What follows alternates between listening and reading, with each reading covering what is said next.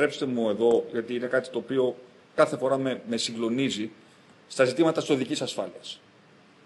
Εμείς θα κοιτάξουμε μέσα με την υπογραφή της σύμβασης, στο κομμάτι το οποίο αφορά ουσιαστικά τα Χανιά με τη Χερσόνησο, αλλά σε επέκταση μέχρι την Κίσαμο, να κάνουμε άμεσα παρεμβάσεις οδικής ασφάλειας για να μπορέσουμε να κάνουμε αυτόν τον παλιό και ταλαιπωρημένο δρόμο όσο το δυνατόν πιο ασφαλή. Το κάναμε για όσους έχετε περάσει στο κομμάτι Πάτρα Πύργου με απίστευτα αποτελέσματα ως προς το δραστικό, σχεδόν πρακτικά το μηδενισμό των θανατηφόρων τροχαίων ατυχημάτων. Θα κάνουμε το ίδιο σε 5 σημεία, τα οποία μας έχει υποδείξει η αστυνομία, τα οποία είναι και τα πιο επικίνδυνα σημεία. Όμως, επιτρέψτε μου να κάνω και μια έκκληση.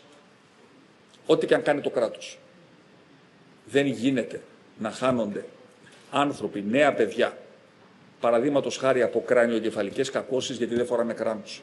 Για το Θεό, δεν είναι ζήτημα τιμωρητικό.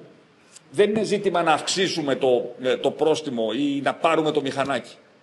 Δεν γίνεται αυτό το πράγμα.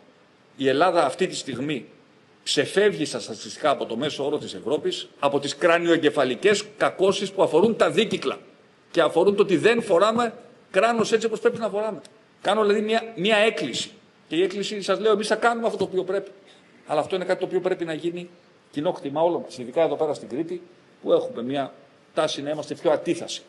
Και αφορά ιδιαίτερα, κοιτάω τους δημάρχους, αφορά ιδιαίτερα και τον ορεινό και τον τρόπο με τον οποίο, ειδικά στους μικρούς τόπους, παίρνουν μικρά παιδιά, αυτοκίνητα, τρακτέρ, μηχανάκια.